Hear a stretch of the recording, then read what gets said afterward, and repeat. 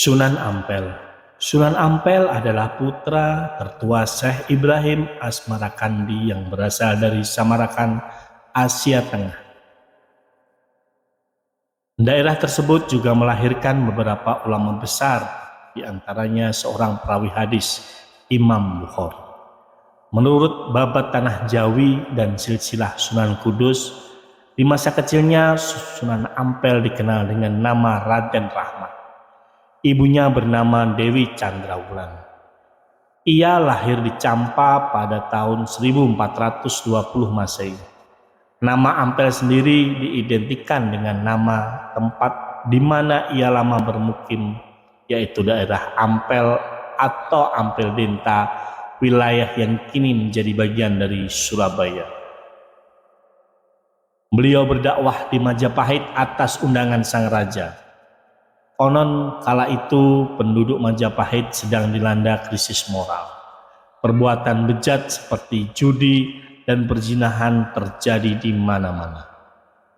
Tingkah laku ini tidak hanya dilakukan rakyat jelata, namun juga merambah petinggi-petinggi kerajaan.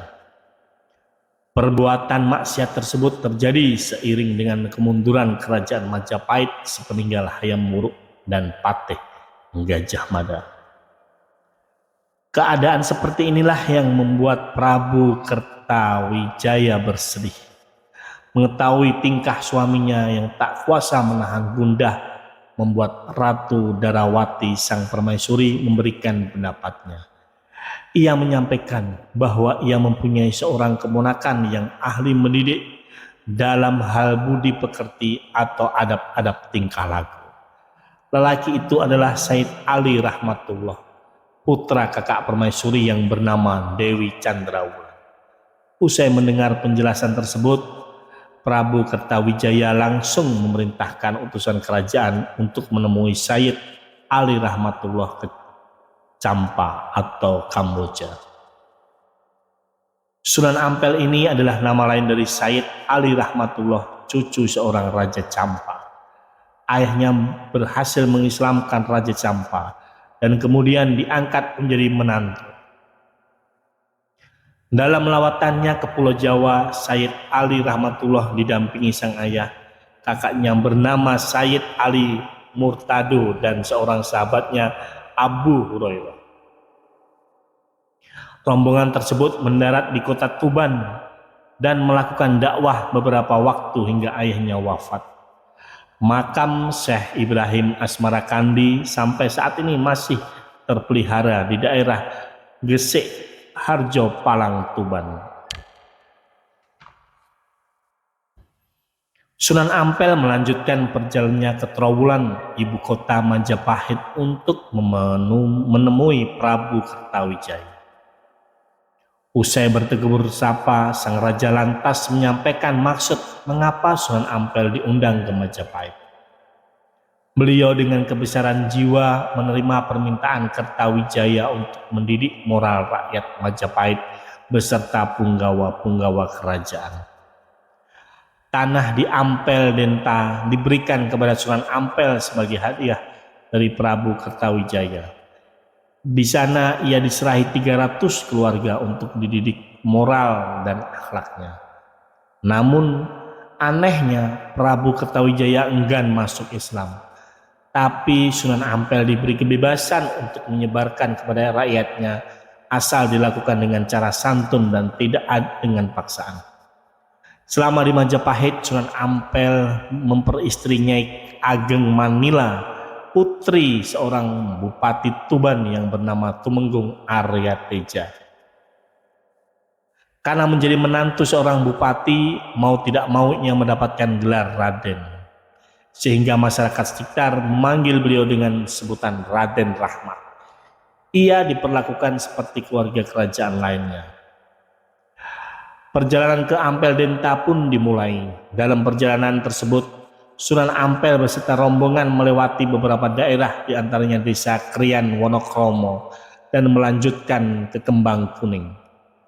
Sambil menyelam minum air, itulah yang dilakukan Sunan Ampel. Di saat melakukan lawatan, ia juga melakukan dakwah di daerah yang ia lewati.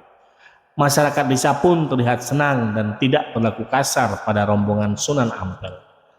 Saat melakukan perjalanan, ia membagi-bagikan kipas kepada penduduk sebagai cindera mata.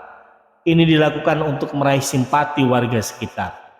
Selesai membagikan kipas, Sunan Ampel lantas mengenalkan ajaran Islam dengan tutur kata yang lembut. Lambat laun, orang yang masuk Islam bertambah banyak. Saat sampai di daerah Kembang Kuning, beserta dengan penduduk sekitar, Sunan Ampel membangun sebuah langgar atau musola. Di desa Kembang Kuning berjarak 8 km dari Ampel Denta, langgar atau musola kecil itu kian waktu berkembang dengan pesat dan bertahan sampai sekarang. Masjid tersebut diberi nama Masjid Rahmat. Selesai singgah di Kembang Kuning, rombongan berangkat ke Ampel Denta. Sampai di sana, Sunan Ampel juga membangun masjid. Cara ini dilakukan untuk mempermudah mengenalkan Islam kepada masyarakat. Sebab dalam Islam, masjid selain berfungsi sebagai tempat ibadah, juga digunakan untuk tempat kegiatan lain. Jamaah masjid inilah kian hari bertambah banyak. Melihat perkembangan ini, Sunan Ampel lantas berinisiatif untuk membangun sebuah pesantren. Dengan bantuan beberapa penduduk, pesantren berhasil didirikan. Dalam menjalankan segala sesuatunya, pesantren tersebut mirip dengan pesantren yang ada di Gresik yang dibangun Sunan Gresik. Konsep atau desain bangunannya menggabungkan dengan bentuk biara yang sudah dikenal penduduk Jawa. Sunan Ampel dalam melakukan dakwahnya sangat memperhatikan tradisi setempat. Kata sholat yang berasal dari bahasa Arab diberikan nama lain, yaitu sembahyang, berasal dari kata sembah atau menyembah dan hyang, Tuhan atau Allah. Sebutan tempat ibadah juga diberi nama lain, yaitu langgar, mirip dengan kata sanggar. Orang yang menuntut ilmu di pesantren diberikan sebutan santri, yang berasal dari kata santri yang bermakna orang yang paham dengan kitab suci. Murid atau santri yang ada di pesantren terdiri dari beberapa lapisan masyarakat. Tak peduli ia bangsawan, saudagar, ataupun rakyat jelata, tetap diberlakukan sama. Dalam menjalankan ajarannya, ia menganut mazhab Hanafi. Namun Sunan Ampel juga toleran dengan santrinya yang menggunakan mazhab lainnya. Sikapnya yang seperti ini menjadikan jumlah santrinya semakin banyak. Alhasil, perkembangan pendidikan pesantren Sunan Ampel mulai dikenal di mana-mana. Dari sinilah sebutan Sunan Ampel melekat pada diri Rahmatullah. Sunan Ampel memiliki ajaran yang sangat terkenal sampai sekarang ini, yaitu falsafah Molimo, yang maksudnya adalah tidak melakukan 5 hal perbuatan tercela, yaitu moh main, tidak mau berjudi, moh ngombe, tidak mau minum minuman keras atau mabuk, moh maling, tidak mau mencuri, moh madat, tidak menghisap candu, moh madon, tidak main perempuan atau berzina. Itulah ajaran yang sangat cocok dengan keluhan Prabu Kertawijaya. Sampai sekarang kondisi tersebut juga terjadi. Orang begitu senangnya melakukan hal-hal tersebut. Korupsi adalah pengembangan dari mencuri. Menghisap candu kini berkembang menjadi menghisap ganja, sabu-sabu atau narkotika. 5 hal yang diajarkan Sunan Ampel itu penting karena sumber kerusakan setiap manusia juga berasal dari 5 hal tersebut. Apabila kelima hal itu dapat dihindari, maka dunia pun akan terbebas dari kehancuran moral. Metode kaderisasi tampaknya merupakan suatu cara yang dilakukan Sunan Ampel dalam mendidik santrinya. Ini terbukti dengan putra dan para santrinya yang kemudian banyak menjadi contoh tokoh Islam ataupun ulama.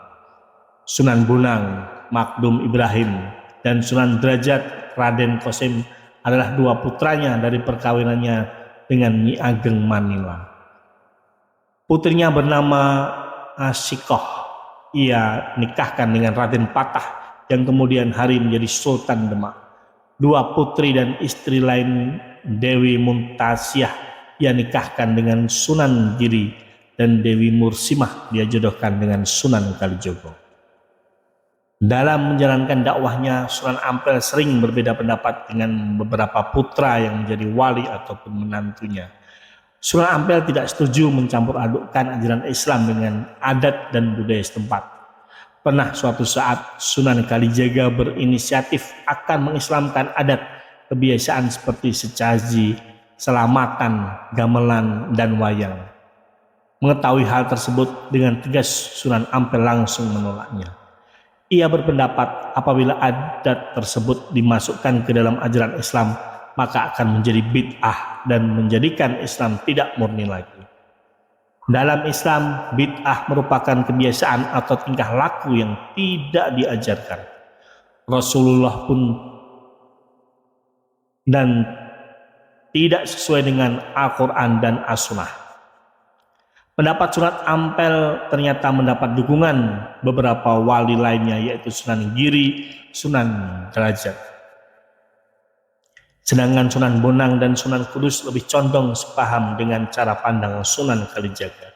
Tapi dalam kesempatan lain Sunan Kudus membuat dua kategori, yaitu adat yang bisa dimasuki Islam dan adat yang tidak sama sekali bisa dimasuki Islam. Permasalahan seperti ini mirip dengan perbedaan dalam usul fikih. Apakah adat bisa dijadikan sumber hukum Islam atau tidak? Walaupun memiliki perbedaan dalam berpendapat, namun ukhuwah kebersamaan tetap terjalin dan terjaga.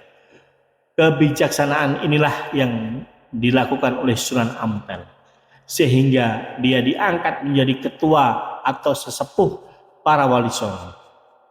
Ini terjadi sepeninggal Sunan Gresik atau Maulana Malik Ibrahim. Di masa itulah Sunan Ampel membentuk suatu dewan wali songo. Cara ini diambil untuk membentengi dakwah Islam karena saat itu di Majapahit terjadi krisis politik. Jika wadah para wali tidak dibentuk, dikhawatirkan akan terkena imbas persaingan antara petinggi-petinggi Majapahit.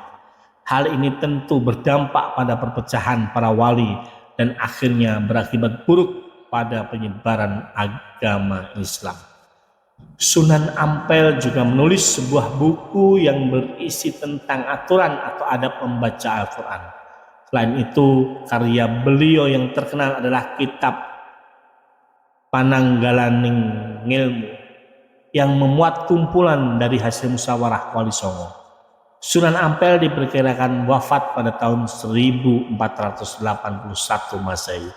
Makam Sunan Ampel dan istri serta 5 kerabatnya terletak di sebelah barat Masjid Ampel di daerah pemakaman seluas 1 hektar yang dikelilingi tembok setinggi 2,5 meter.